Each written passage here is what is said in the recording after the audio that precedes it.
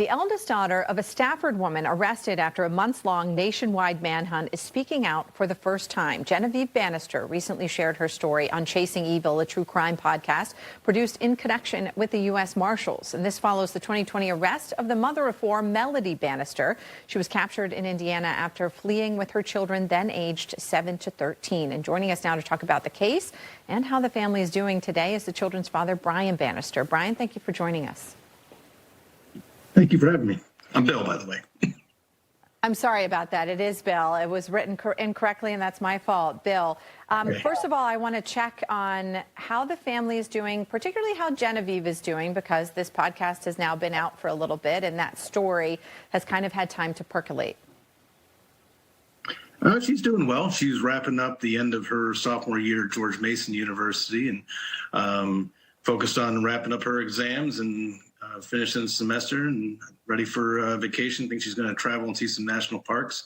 So I think she's doing fine. And what made it important to tell the story in this way?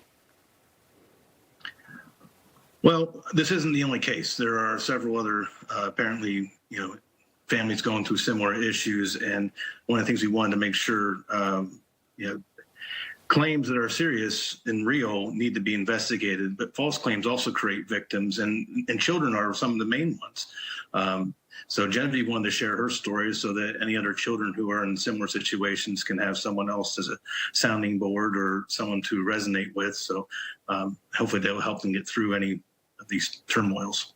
Now, people watch this nationwide manhunt play out, but it's been a little while. You're talking about false claims. Part of the story here was that Melody said that the children were being sexually abused, and that had to get investigated. Investigators cleared that allegation. But talk a little bit more about what you mean and what law enforcement did. So law enforcement originally interviewed Melody and the children and found that the claims were, maybe not false yet, but they were a little bit stretched maybe. The children's stories didn't quite line up. They felt fabricated. So they interviewed me, and they interviewed my father, who was also one of the, people that was claimed to be in this ring or whatever. They investigated the properties. They went through records. They searched the house and stuff like that. So they went through a lot of things to figure out, and they found more stuff that suggested that the mother was, kind of cultivating this environment that made the children feel like they were threatened in some way, and culminating in feeling like they had been abused. So then it turned into, she didn't return. She filed claims in Alabama that she didn't show up for.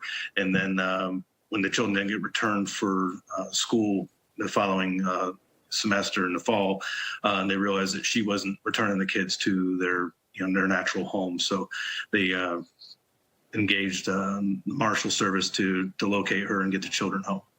When children and families experience trauma like what happened, they often kind of get re-traumatized going through the court process.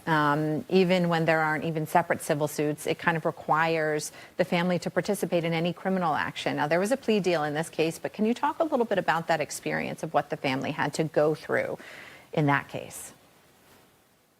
Well, from the criminal side, the children didn't really have to participate in the aftermath, so to speak. Once they were rescued, they came home to Stafford. They visited with CPS numerous times. They got their own guardian ad litem to, hear their side of their stories and, make sure that they were doing okay and, checking out the house. But they didn't like investigate them, take a lot of testimony. These were, Genevieve was 13. The others were 12, 11, and 8 at the time, I believe, maybe 7.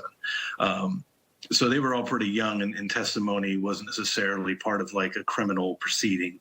And really the criminal part of it was a lot just about the abduction, not really the abuse of, what maybe the mother had done while they were gone.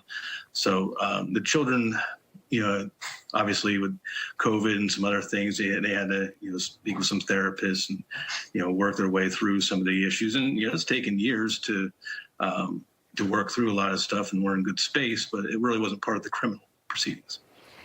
It was certainly a part of at least Genevieve's generosity and yours to be able to let people into your story and tell more of it on the True Crime Podcast, which people can listen to wherever they get their podcasts. And they can learn a little bit more about the process and how law enforcement works through some of these things. The U.S. Marshals also did a remarkable job on the case. Bill, thank you so much for sharing your story. You can hear more from Bill and from Genevieve on the podcast, which, again, you can get anywhere you get your podcast. Thanks so much for joining us. And we'll have more on In the Courts right when we come back.